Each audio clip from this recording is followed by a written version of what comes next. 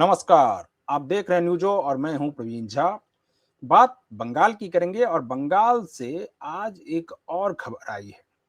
घटना जो बहुत ही एक प्रकार से जघन्य घटना घटी थी। 13 वर्षीय बच्ची के साथ जिस प्रकार से दुष्कर्म की घटना घटी और उसके बाद उसकी हत्या कर दी गई, उस मामले में कल हमने आपको दिखाया था कि एक जो प्रभास मंडल है उसका तो एनकाउंटर कर दिया गया है।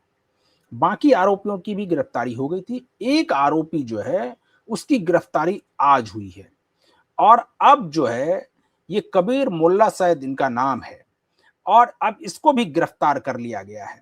यानी कि अब आप ये कह सकते हैं कि शुवेंदु की पुलिस जो है वो पूरी तरह से तत्पर है और इस मामले के तह तक जाकर जो भी दोषी है उसको कड़ी से कड़ी सजा देने के लिए एक प्रकार से प्रतिबद्ध है। और शुवेंदु अधिकारी ने कहा भी था, जब पीड़िता के परिवार से यानी पीड़िता के पिताजी से जब उनकी बातचीत हुई थी तो उसमें शुवेंदु अधिकारी ने कहा भी था कि चाहे वो कोई भी हो, जो भी इस मामले में दोषी है उसको छोड़ा नहीं जाएगा, उसको बख्शा नहीं जाएगा, उसको फांसी के फंदे तक पहुंचाया जाएगा और उसके लिए सरकार पूरी कोशिश करेगी और बहुत जल्द से जल्द उसको जो है फांसी के फंदे तक पहुंचाएगी। आज इन सभी मुद्दों पर चर्चा करेंगे और इस चर्चा में हमारे साथ जुड़ रहे हैं वरिष्ठ पत्रकार और राजनीतिक विश्लेषक संजीव प्रियदर्शी। संजीव जी, एक जो आखिरी शायद आरोपी है उसकी गिरफ्तारी भी आज हो गई। क्या आपको लगता है कि शुवेंदु जी ने जो कहा था अब उसको शुवेंदु एक प्रकार से करते हुए या कार्य रूप में करते हुए दिखाई दे रहे हैं और उसको अब एक प्रकार से उस मामले में जितने भी आरोपी हैं सभी की गिरफ्तारी हो गई है? बिल्कुल, बिल्कुल सभी की गिरफ्तारी हो गई है।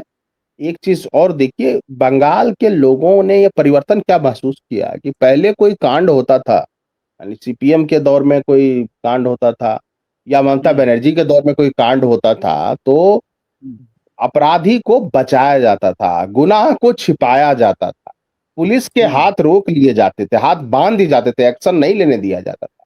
अब फर्क क्या है देखिए, अपराधी का इनकाउंटर बंगाल में मुझे लग रहा है 40-45 साल के बाद किसी का इनकाउंटर हुआ है, किसी ने चाहे वो जिस परिस्थिति में हुआ। उसके बाद 48 घंटे के अंदर सारे आरोपी गिरफ्तार कर लिए गए। और ये बताइए, कबीर मोल्ला है और कबीर मोल्ला होने के बावजूद एक अपने ही समाज की एक मासूम बच्ची को ये हरास कर रहा था। आप सोचिए, तो इस कांड को जो हिंदू मुस्लिम का सांप्रदायिक एंगल दे रहे थे, कम्युनल एंगल दे रहे थे, उससे स्पष्ट हो गया कि इसमें कम्युनल एंगल नहीं था। सरकार ने भी बिल्कुल निष्पक्ष होकर काम किया, पुलिस को पूरा फ्री हैंड दिया। एक दरिंदा तो मारा गया, बाकी सब अरेस्ट हैं, चूंकि इसमें हत्या का भी केस इन्वॉल्व है और पोस्टमार्टम रिपोर्ट में आया है मां सामने कि बच्ची जो थी उसमें जिंदा थी जब उसको तालाब में फेंका गया। इसका मतलब इन्होंने हत्या के मकसद से बच्ची को तालाब में फेंका जिंदा रहते। तो इसमें मर्डर का इंटेंशनली मर्डर इन्वॉल्व है और निश्चित रूप से इसमें इन सबको रेयरेस्ट ऑफ रेयर केस माना जाएगा और इन सबको फांसी की सजा होनी चाहिए। बहुत दिन हो गया, अब बंगाल ही नहीं पूरे देश में इस तरह के जितने भी मामले हैं उसमें फांसी की सजा हो, ये सब समाज में रहने लायक नहीं है। उसके बाद देखिए, अपोजिशन के पास कोई ऐसा वैलिड पॉइंट नहीं है। ठीक है, आप प्रोटेस्ट करिए, वो तो आपका अधिकार है, हल्ला कीजिए, कैंडल मार्च निकालिए, लेकिन कोई ऐसा वैलिड पॉइंट नहीं है जिसके आधार पे आप सरकार को का पैर दबा देंगे या सरकार को बदनाम करेंगे। पूछिए, पहला क्या है, क्या उस बच्ची के अम्मी अब्बू से क्या मुख्यमंत्री जी ने बात नहीं की? बिल्कुल बात की। जैसे ही मुख्यमंत्री शुभेंदु अधिकारी को पता चला, उन्होंने उनसे बात की, उनको न्याय का भरोसा दिलाया। और क्या इससे पहले जो कांड होते थे उसमें क्या कहती थी उस समय तत्कालीन मुख्यमंत्री ममता बनर्जी? वो तो उसमें लव स्टोरी, लव अफेयर और यही सब खोजते रहती थी। वो तो हमेशा वो बदमाशों के साथ रही है ममता बनर्जी। वो खुद तानाशाह थी और वो बदमाशों और रेपिस्टों के साथ वो खड़ी थी हर समय। इसलिए बंगाल की जनता ने उनको किक आउट कर दिया राइटर्स बिल्डिंग से। और जिसके हाथ में सत्ता गई है उसमें कम से कम इतना तो जिगरा है कि वो ये नहीं देख रहा है कि बदमाश कौन है। बदमाश है, उसका ट्रीटमेंट हो रहा है बदमाशों वाला। और ऐसा देखिए, बंगाल से बाहर के लोग, संजीव जी एक प्रकार से अब वो जिस प्रभास मंडल का इनकाउंटर किया गया उसके पक्ष में भी कुछ आवाजें उठने लगी हैं। और ये उसी प्रकार से हो रहा है जिस प्रकार से, हालांकि उसको उस रूप से जोड़ना नहीं चाहिए, क्योंकि जो बिहार की जो घटना घटी जिसमें एनकाउंटर हुई, उसमें तो सीधा देखा गया कि और वो कोई अपराधी नहीं था जिनकी हत्या की गई या एनकाउंटर किया गया। लेकिन यहाँ तो बिल्कुल पता है कि ये अपराधी है, जघन्य घटना को अंजाम दिया है। और अगर उसको, एक तो पुलिस कह रही है कि जो उनसे उनका पिस्टल छीना गया और उसके बाद पिस्टल छीन करके उनके ऊपर ही फायर करने की कोशिश की, बाद में पुलिस ने उसमें जवाबी कार्रवाई में उसका एनकाउंटर में उसको ढेर कर दिया। लेकिन अब उसके पक्ष में भी कुछ आवाजें उठने लगी हैं कि नहीं, ये एनकाउंटर सही नहीं है, उसके लिए भी कम से कम न्यायिक प्रक्रिया है और उस प्रक्रिया से उनको जो सजा मिलती उसको वो करना चाहिए, ये एनकाउंटर नहीं होनी चाहिए। क्या आपको नहीं लगता है कि अगर एनकाउंटर हुआ भी है तो यहाँ पर ये दहशत पैदा करने के लिए कम से कम कि गुंडों में खौफ हो कि अगर वो इस प्रकार के कृत्य को अंजाम देगा तो उसका नतीजा यही होगा? तो क्या इसको, अब जो इस पर जो लोग राजनीति कर रहे हैं, आपको नहीं लगता इससे बाज आनी चाहिए? देखिए, भरत तिवारी का केस बिल्कुल अलग केस है। क्या उन्होंने किसी हम्म, को एक थप्पड़ भी मारा? क्या उन्होंने बिल्कुल। किसी के साथ कोई गलत कार्य किया? बिल्कुल नहीं। हाँ, उन्होंने ये हम्म, गलत काम ज़रूर किया कि उनको हथियार हाथ में नहीं लेना चाहिए।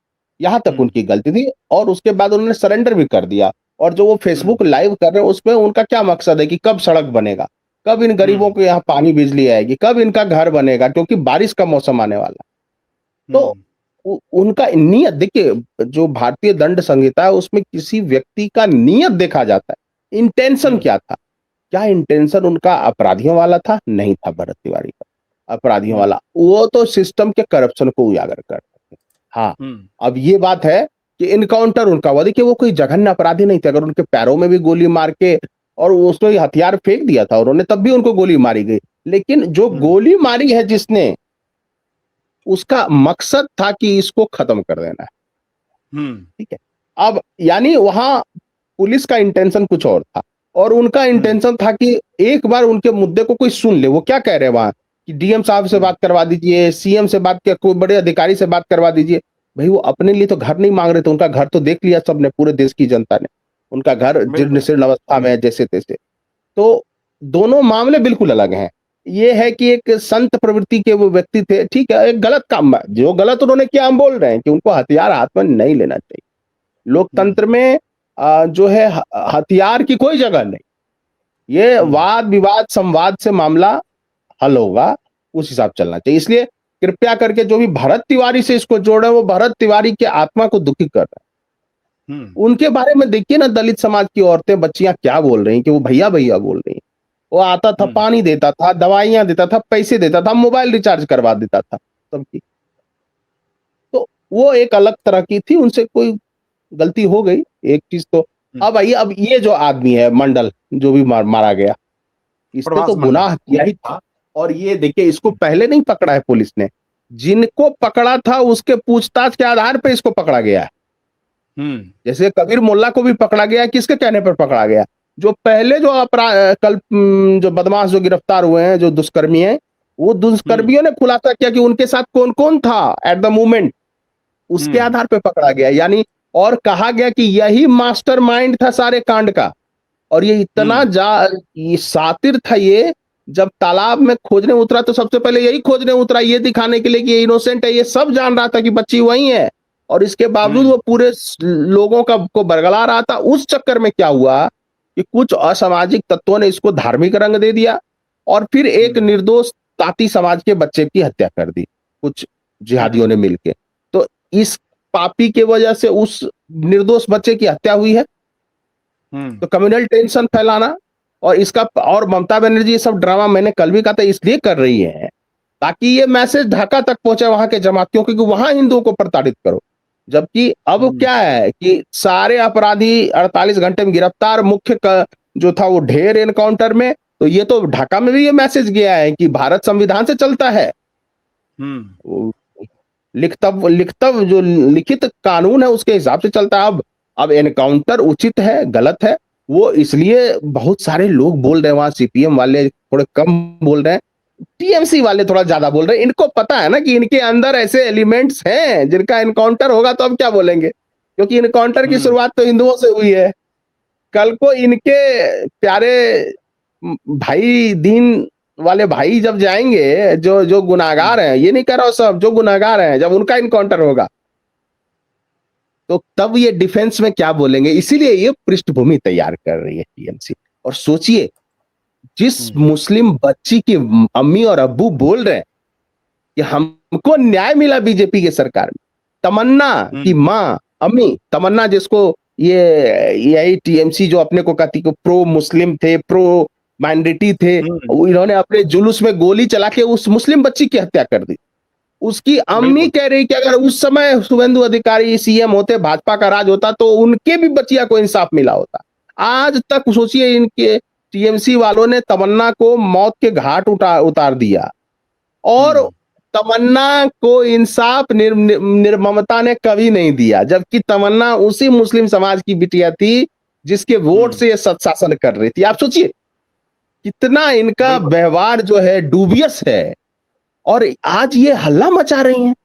इनके वर्करों ने मार दिया उस मुस्लिम बच्चे को, गोली चला के, सरेआम लोगों ने देखा और किसी को मिला ही नहीं कि वो कौन था हत्यारा। सोचिए, सामने विजय जुलूस में गोली मारी गई, उस बच्चे को जो गोली चला रहे थे उसमें वो गोली लग गई। सोचिए इस तरह का अपराध, और तब ममता बनर्जी किस मुंह से बोलती।